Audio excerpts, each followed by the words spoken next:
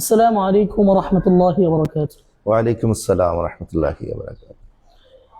আমাদের অনেকে এরকম বলে থাকে, হে রাসূল সাল্লাল্লাহু আলাইহি ওয়াসাল্লাম, আমি কিছু চাই না, শুধু আপনার ভালোবাসা চাই। মাশাআল্লাহ, যেরকম ভাবে নাত রাসূলের ভিতরে লেখা আছে, হে রাসূল তোমায় ভালোবাসি, মাশাআল্লাহ, অন্তরে শুধু মুখে নয়, জান্নাতের আশায় নয় হে রাসূল, জাহান্নাম কেউ ডরি না। মাশাআল্লাহ। তো এরকমটা বলা কেমন? আমি শুরুতেই আপনাকে একটি বিষয় স্মরণ করে দিতে চাই। সেটি হলো হযরত সুলতান মুহাম্মদ গজনবী, নাম শুনেছেন নিশ্চয়ই। জি জি, মাশাআল্লাহ। মাশাআল্লাহ। উনি একজন মুসলমানদের একজন সুলতান ছিলেন, অনেক বড় এলাকার। তো উনি একবার ওনার সভাসদ অর্থাৎ মন্ত্রী সভা যেগুলো রয়েছে তাদের সামনে অনেক মণি মাণিক্য দিনার এগুলো ছড়িয়ে দিলেন। তো ছড়িয়ে দেওয়ার পরে উনি বললেন, যার যা খুশি নিয়ে নেন, এটা বলে উনি চলে গেলেন।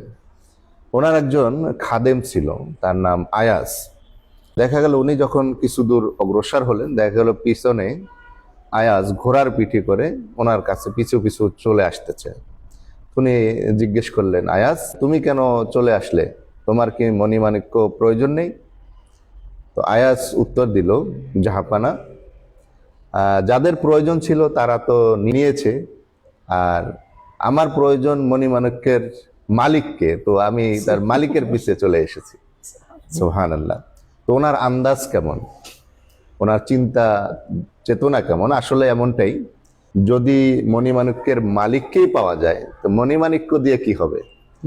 তো এটা শুধু একটা ঘটনা নয়, হাদিসে পাকের মধ্যে সিয়াসিত্তার অন্যতম কিতাব মুসলিম শরীফের 489 নম্বর হাদিসে বর্ণিত রয়েছে। হযরত রবিয়া ইবনে কাব আসলামী রাদিয়াল্লাহু তাআলা আনহু বর্ণনা করেন যে একবার আমি নবী করিম সাল্লাল্লাহু আলাইহি ওয়াসাল্লামকে ওযু করালাম। সুবহানাল্লাহ। এরপরে হুজুর সাল্লাল্লাহু আলাইহি ওয়াসাল্লাম অনেক খুশি হয়ে গেলেন। আল্লাহু আকবার। আমাকে ইরশাদ করলেন, সাল রবিয়া, চেয়ে নাও যা তোমার প্রয়োজন। সুবহানাল্লাহ, সুবহানাল্লাহ। তো এই কথা কে বলতে পারেন? চেয়ে নাও যা প্রয়োজন, যার কাছে আছে সবকিছু আছে সেই বলতে পারে, সেই বলতে পারে যে চেয়ে নাও। আর যার কাছে নাই সে কি এটা বলতে পারে? কোনোদিনও না। আর যিনি যাকে বলা হলো তিনি এবার কেমন চাইলেন?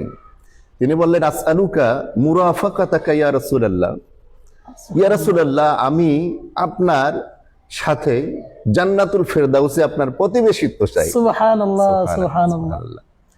যে যিনি বললেন চেয়ে নাও, আবার যাকে বললেন তিনিও কেমনটা চাইলেন? সুবহানাল্লাহ। দুনিয়ার কিছু চাইলেন না, শুধু জান্নাত। তিনি চাইলেন জান্নাত নয়, তিনি চাইলেন যে জান্নাতে আপনার প্রতিবেশিত্ব চাই। সুবহানাল্লাহ। সুবহানাল্লাহ। তিনি জান্নাত চান নাই।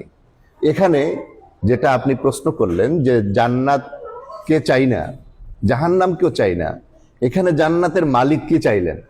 জান্নাতের মালিক যিনি জান্নাতুল ফিরদাউস যাকে আল্লাহ তুলে দিয়েছেন তাকেই চাইলেন, তার প্রতিবেশিত্ব চাইলেন। তার মানে কি, জান্নাতুল ফিরদাউসের প্রতিবেশিত্ব হওয়া মানে জান্নাত পেয়ে যাওয়া।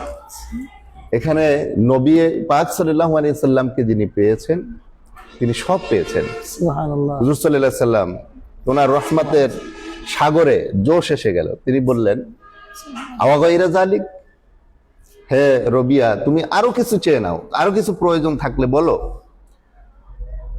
হযরতে রবিয়া বিন আসলামী কাব আসলামী রহমাতুল্লাহ রাদিয়াল্লাহু তাআলা আনহু তিনি বললেন, ইয়া রাসূলুল্লাহ, যেখানে আমি জান্নাতের প্রতিবেশিত্ব চেয়েছি, দুনিয়ার আখিরাতে এমন কি বাকি রয়েছে যা আমি চেয়ে নিব? আল্লাহু আকবার।